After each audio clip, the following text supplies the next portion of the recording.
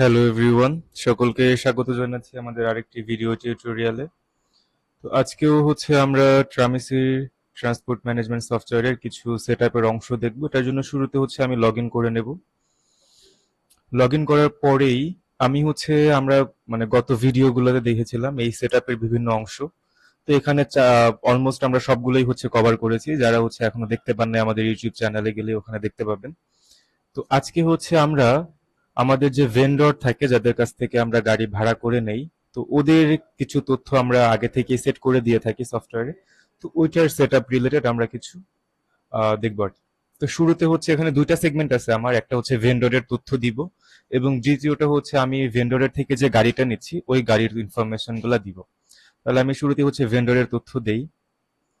তো এটার জন্য এই যে এখান থেকে প্লাস যেটা আছে ভেন্ডর যুক্ত করুন, এখান থেকে আমি ভেন্ডর দিব।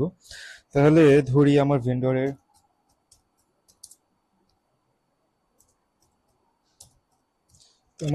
নাম ভেন্ডর রক্তিম। আমি ওর ফোন নাম্বার দিব। তো আমি এখানটাতে তারিখ দিব। এখানে গাড়ির ক্যাটাগরি, যে আমি ওর কাছ থেকে কোন ধরনের গাড়ি নিয়ে থাকি।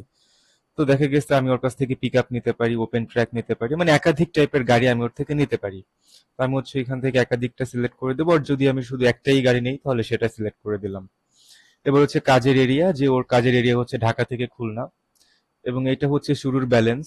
যদি ওর সাথে আমার কোনো লেনদেন বাকি থাকে, দেনা পাওনা থাকে, তো সেই অ্যামাউন্টটা আমি এখানে লিখে দিব, এবং এখানটাতে এসে স্ট্যাটাস আমি সক্রিয় করে দিব, এবং নিচে এসে সাবমিট করব। তাহলে সাকসেসফুলি দেখেন এই যে এটা আমি ভেন্ডর রক্তিম নামে একজন ভেন্ডর অ্যাড করেছি। এখানে ফোন নাম্বার আছে, ওর গাড়িটা পিক আপ, ওর এক্সিকিউশন এরিয়া ঢাকা থেকে খুলনা, ওপেনিং ব্যালেন্স নাই, এবং স্ট্যাটাস অ্যাক্টিভ। এবার দ্বিতীয় যেটা আছে, এই রক্তিমের থেকে আমি যে গাড়িটা নেই, এই গাড়ির তথ্যটা আমি এখানে সেট করব। তাহলে এখানটাতে এসে ভাড়াকৃত গাড়ির তথ্য দিব। তাহলে এখান থেকে উপরে যুক্ত করুন। তো শুরুতে আমি গাড়ির নাম দিব।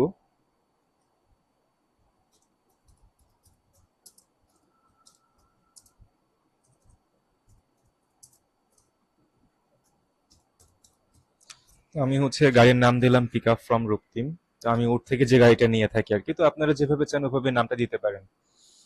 এবং এখানে ড্রাইভারের নাম। তো ড্রাইভারের নাম সুমন, গাড়ির ক্যাটাগরি এটা পিক আপ, এবং এখান থেকে গাড়ির সাইজ 9 ফিট, এবং নিচে এসে রেজিস্ট্রেশন নাম্বার।